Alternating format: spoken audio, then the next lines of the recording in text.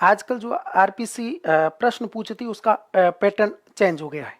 और मैं आपको क्लास के समय ये बताता हूँ कि जो न्यू पैटर्न है उसके अकॉर्डिंग आपको मैं ज्योग्राफी पढ़ाता हूँ। हाल फिलहाल एग्जामिनर कैसे प्रश्न पूछ रहा है उसके अकॉर्डिंग।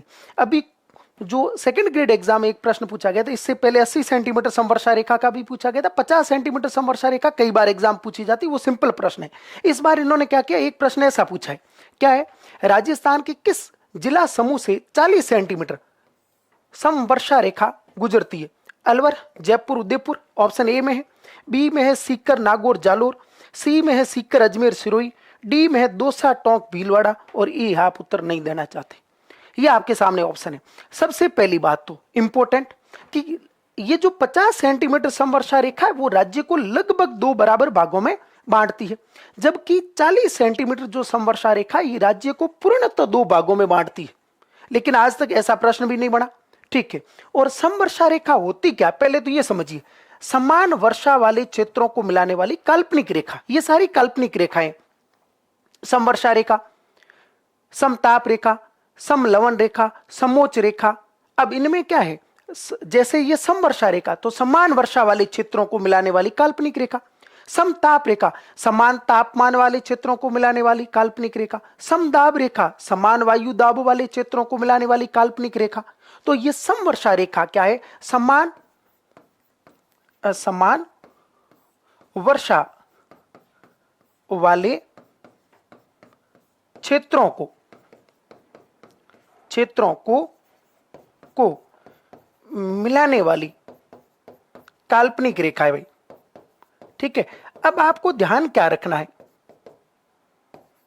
कि ये जो समवर्षा रेखा है ना, ये राज्य से कई समवर्षा रेखाएं गुजरती, इनसे बहुत सारे प्रश्न बनते हैं। एक तो बनता है 25 सेंटीमीटर। अब जैसे ये प्रश्न है, ठीक है, इसमें 40 सेंटीमीटर जो समवर्षा रेखा है ना वो आप कैसे देखोगे और कहां देखोगे? तो आप देखिए, वो 40 सेंटीमीटर समवर्षा रेखा यहां से गुजरती है, जालोर मतलब अरावली के पश्चिम पश्चिम में, नागौर, डीडवाना, कुचामन, सीकर और झुंझुनू, ये है 40 सेंटीमीटर। और एक और पॉइंट ध्यान रखोगे आप कि 1 सेंटीमीटर में 10 मिलीमीटर होते, तो कई बार वो इसको सेंटीमीटर की जगह 40 सेंटीमीटर समवर्षा रेखा की जगह 400 मिलीमीटर समवर्षा रेखा भी लिख सकता है। राजस्थान को लगभग दो बराबर भागों में बांटने वाली 50 सेंटीमीटर समवर्षा रेखा को वो 500 मिलीमीटर समवर्षा रेखा लिख सकता है। इसमें कंफ्यूज नहीं रहिएगा, ये 40 सेंटीमीटर यूं रहेगी, 50 लगभग आपके यूं आ जाएगी। और एक आपको और ध्यान रखना है, जो 25 सेंटीमीटर समवर्षा रेखा है वो मरुस्थल को दो भागों में बांटती है, शुष्क व अर्ध शुष्क रूप में। ये 25 सेंटीमीटर समवर्षा रेखा है, 25 सेंटीमीटर समवर्षा रेखा। 10 सेंटीमीटर समवर्षा रेखा है वो थोड़ी बहुत यूं गुजरती है, तो वो रेड क्लिप सीमा रेखा के सहारे गुजरती, मतलब पाकिस्तान और भारत के बीच में कह दो या पाकिस्तान और राजस्थान के बीच में कह दो। 10 सेंटीमीटर समवर्षा रेखा, क्योंकि यहां बहुत कम वर्षा होती है तो 10 सेंटीमीटर समवर्षा रेखा, ठीक है। इधर वर्षा की मात्रा बढ़ती है तो इधर जो समवर्षा रेखाएं उनकी भी बढ़ेगी, जैसे अब आगे 50 मिलेगी, 60 मिलेगी, 80 मिलेगी, 90 मिलेगी, ठीक है। तो ये प्रश्न आपको यूं ध्यान रखना। अब आइए ऑप्शन में, ऑप्शन में आपको वहां ये ध्यान रखना, इस लाइन से या कह दो 50 सेंटीमीटर समवर्षा रेखा के इधर वाले जो जिले हैं उनको आप काट दीजिए, संभावना ही कम बचेगी। देखो इसमें दौसा, टोंक, भीलवाड़ा दे रखा है, ये आपका कट गया है। इसमें आपका सीकर, अजमेर और सिरोही आ गया, कट गया। इसमें आपके जयपुर और उदयपुर आ गया, कट गया। और यही ऑप्शन बचा आपकी, तो बी सही होगा। एक तो आपको यूं ध्यान रखना है, ठीक है।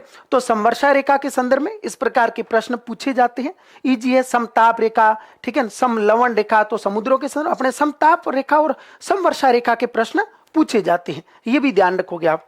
और समदाब रेखा के भी, समदाब रेखाएं वो अपने राजस्थान से 4 गुजरती, 1000 MB, 999 MB, 998 MB और 997 MB, ठीक है।